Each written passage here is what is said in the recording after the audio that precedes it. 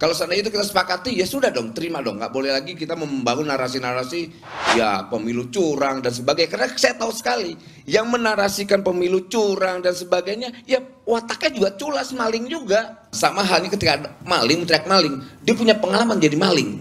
Nggak mungkin misalnya seorang ustadz bicara tentang maling, karena dia nggak pernah maling. Bagaimana seorang pendeta mau teriak maling, dia nggak pernah maling. Nah hanya maling lah yang bisa teriak maling. Makanya ada kata bilang, maling teriak maling. Jangan pakai teorinya saudara Noel, karena dia bilang semua polisi adalah maling.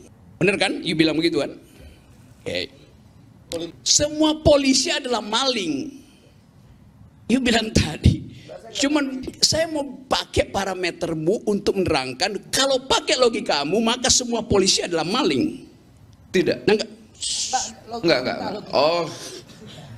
Karena pelapornya adalah logikamu itu gitu. jadinya absurd. Karena Anda mesti konsisten bilang semua polisi adalah maling.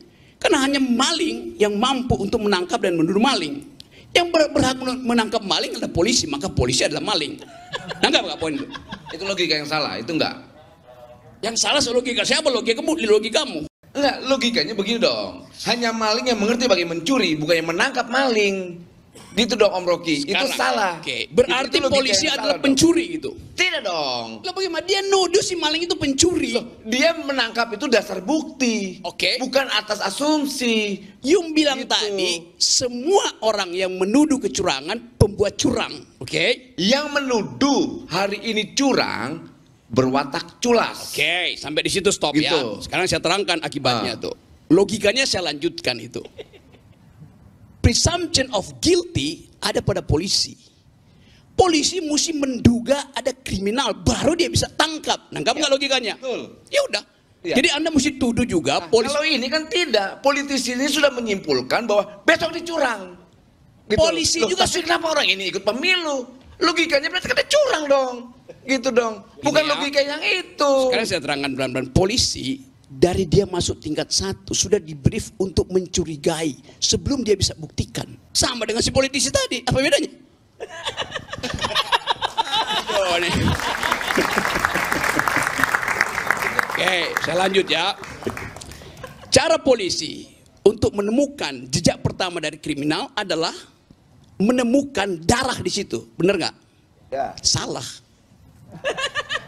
Polisi itu baru bekerja otaknya ketika atau dia ingin ada darah yang dihapus. Begitu cara berpikir resersenya. Kenapa? Karena penghapusan jejak itu menimbulkan jejak baru. Dihapus lagi makin ada jejak baru tuh. Jadi polisi berupaya supaya ada orang yang menghapus jejak. Supaya dia bisa berpikir secara runtut. Bahwa itu artinya penghilangan bukti. Nanggap nggak? Ya, udah. Jadi itu sebabnya kenapa kalau dibilang tadi semua orang bicara lo ngapain ngomong tentang justru si rekap segala macam. Lo justru si rekap itu harus sama. Tetapi kalau dihapus jejaknya justru lebih mudah dikejar oleh timnya Roy. Di logika begitu. Karena itu si rekap itu mesti tidak boleh dihapus yang kemarin sama yang sekarang nanti tuh. Iya. Begitu logikanya. Nanggap nggak Noel tuh?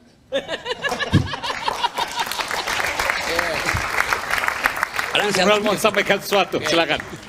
Oke, gua ngajar intelijen dan logika.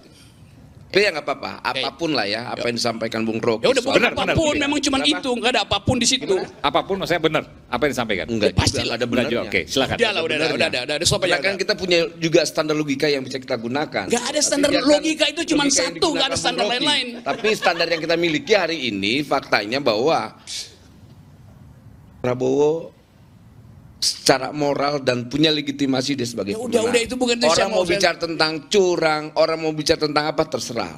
Kita tetap tersenyum, kita tidak akan melakukan apapun, bahwa kita adalah the winner.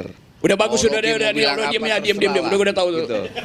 Daripada lu Ya nggak apa-apa, itu bully lagi. faktanya Om. Karena itu gini nih, saya nggak masuk di situ. Saya pakai logika, Anda pakai senyum, silahkan. Beda. Nah, yang paling mungkin logika orang pemenang senyumin aja orang yang kalut.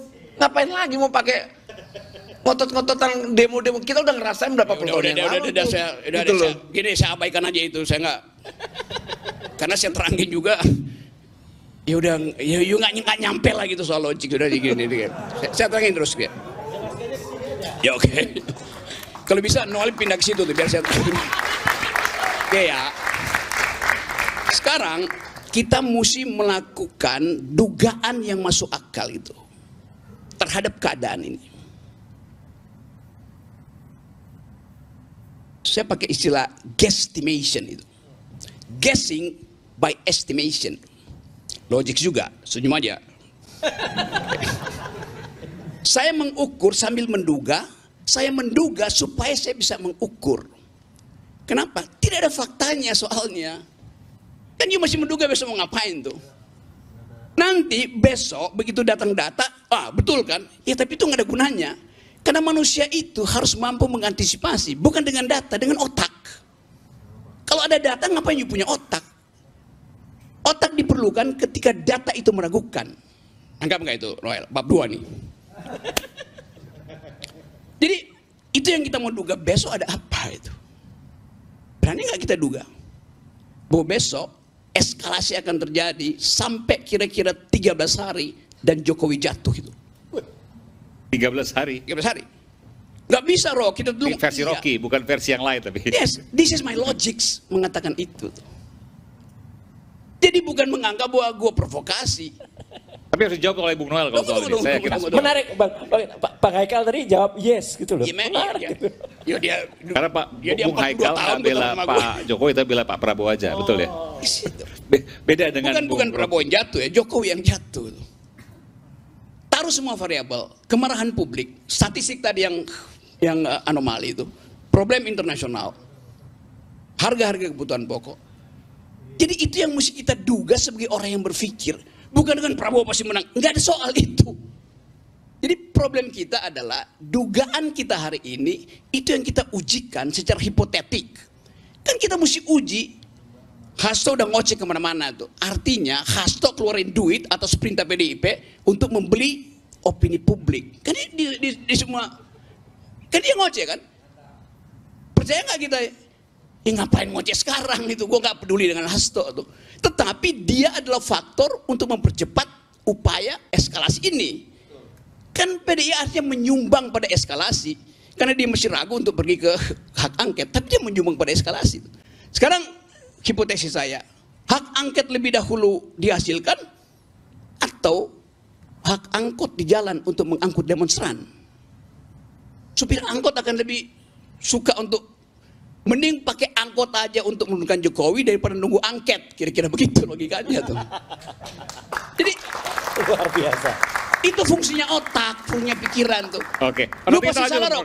Ya boleh aja saya salah, tapi minimal saya bikin analisis, bukan sekedar pasti Prabowo menang, ngapain pasti itu. Jadi itu namanya kekuatan berpikir. Assalamualaikum warahmatullahi wabarakatuh.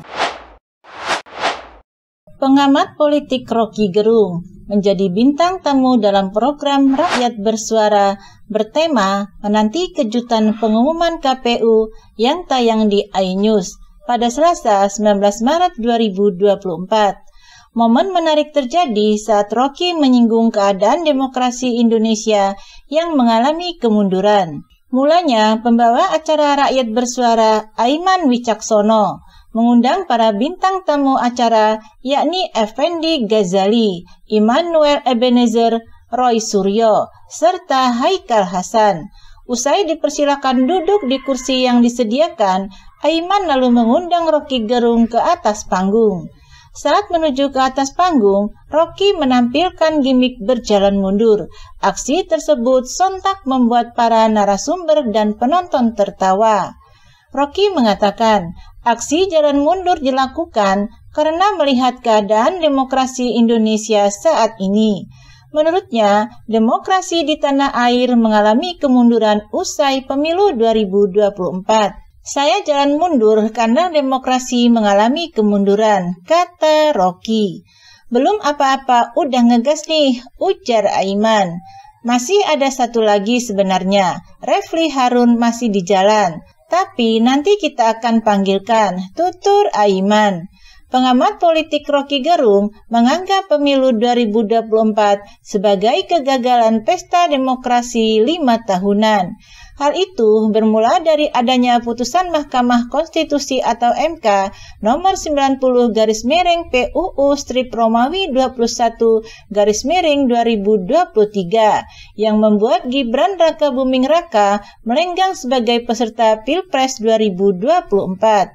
Bagi saya hanya butuh 1 TPS untuk menyatakan pemilu kita gagal.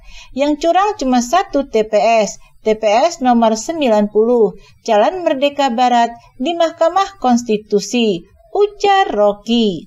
Dalam kesempatan itu, dia juga menyinggung pembahasan sidang Komite HAM PBB atau ICCPR atau International Covenant on Civil and Political Rights di Jenewa, Swiss pada Selasa 12 Maret 2024. Dalam persidangan anggota Komite HAM PBB, Batre Walindiae mempertanyakan netralitas Presiden Joko Widodo atau Jokowi dalam pencalonan anaknya di Pilpres 2024. Nah, dugaan itu yang kita sebut sebagai tadi Presiden Joe Biden sudah mengucapkan selamat pada Pak Prabowo. Selesai udah. Sudah diakui oleh Amerika, bukan dunia.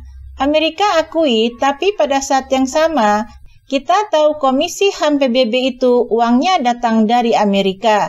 Paling banyak, bahkan PBB datang dari Amerika. Jelasnya. Sekarang pertanyaannya, siapa yang suruh Senegal itu mengucapkan bahwa ada kecurangan dalam pemilu Indonesia? Taruhan sama saya, yang suruh orang yang sama Joe Biden itu yang namanya diplomasi politik. Diucapkan selamat kepada Prabowo, tetapi ada kegagalan demokrasi. Pada siapa? Bukan pada Prabowo, pada Jokowi. Sambungnya. Dia menilai kegagalan demokrasi di Indonesia disebabkan cawe-cawe Jokowi dalam pemilu 2024. Pemilu kita gagal, bukan Prabowo-nya yang gagal. Siapa yang menggagalkan itu? Tadi Babe Haikal tanya, sebutkan oknumnya. Ya, oknum yang menusuk surat suara di TPS nomor 90 di Mahkamah Konstitusi. Namanya Joko Widodo. Tandasnya.